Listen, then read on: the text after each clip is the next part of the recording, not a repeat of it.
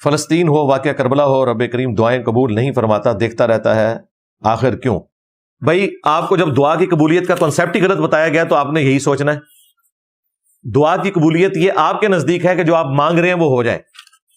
ہمارے نزدیک دعا کی قبولیت یہ ہے کہ جب مولا علی نے جنگ صفین کے موقع پر حضرت معاویہ پہ قنوت نازلہ پڑھی تھی تو ان کا پٹھا بیٹھ جاتا، لیکن نہیں بیٹھا. اللہ کی مرضی، یہ ذہن میں رکھیے گا. ہم صرف دعا کرتے ہیں، باقی اس کا اینڈ رزلٹ کیا نکلے گا وہ اللہ کی مرضی. دعا 3 طرح سے قبول ہوتی ہے، مسند احمد میں حدیث ہے. یا تو جو مانگا وہ تمہیں ملے گا، یا اللہ تعالیٰ اس کے بدلے کوئی اور چیز تمہیں دے گا، یا پھر یہ دونوں چیزیں بھی نہیں ہوگی، وہ دعا نیکیوں کی شکل میں محفوظ ہو جائے گی، آخرت میں اس کا اجر ملے گا. یہ 3 موڈ ہے. یہ بھی قانون ابتلا ہی ہے. اگر جو آپ خواہش کرتے ہیں وہی کچھ آپ کو ملنا شروع ہو جائے تو یہ تو آپ کا پوائنٹ آف ویو ہے نا کہ آپ کی زندگی سنور جائے گی. این ممکن ہے ایسے نہ ہو. دیکھیں عمران خان صاحب نے کتنا لمبا پلان کیا ہوا تھا، ان کے تو اپنے 5 سال بھی پورے نہیں ہوئے.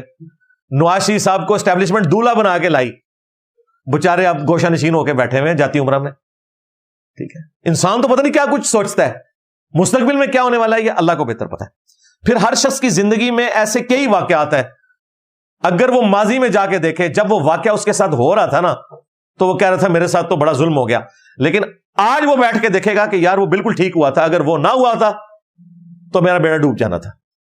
میری اپنی زندگی میں کئی ایسے واقعات ہیں جن کو میں لسٹ ڈاؤن کر کے آپ کو صرف یہ بتاؤں. اس کے لیے ڈاکٹر ذاکر نائک نے ایک بڑی اچھی مثال دی تھی کہ ایک شخص کا سمجھانے کے لیے ایک تمثیل انہوں نے بیان کی کہ ایک شخص کا کاروبار امریکہ میں ہے، وہاں اس کو ایک بہت بڑا پروجیکٹ ملنے والا ہے. اس ڈیل کے سلسلے میں اس کی میٹنگ ہے اور جس فلائٹ کے اوپر اس کی بکنگ ہے، جب اس کے لیے وہاں وہ ایئرپورٹ پہنچا تو اسے بتایا گیا کہ وہ جہاز تو اڑ گیا کیونکہ آپ ٹریفک سگنل میں پھنس گئے تھے، آپ لیٹ پہنچے ہیں، وہ تو ٹائم اوپر ہو گیا. اور وہ اپنی آنکھوں کے سامنے وہ جہاز اڑتا ہوا دیکھ رہا ہے اور دل میں سوچ رہا ہے کہ میرا لاکھوں ڈالر کا نقصان ہو گیا ہے، یہ ڈیل تو اب مجھے نہیں ملے گی، کوئی اور لے جائے گا. اسی غم کے عالم میں وہ اپنی گاڑی میں اپنے گھر واپس آ رہا ہوتا ہے اور اس سے راستے میں خبر ملتی ہے کہ ابھی جو امریکہ کے لیے فلائٹ اڑی تھی وہ کریش کر گئی ہے. ہاں، تو وہ کہے گا میری زندگی کی سب سے اچھی خبر وہ تھی جو مجھے ایئرپورٹ پہ اس بندے نے دی تھی کہ جہاز اڑ گیا جائے، نہیں تو تجھے بھی اڑ جانا تھی نال ہی.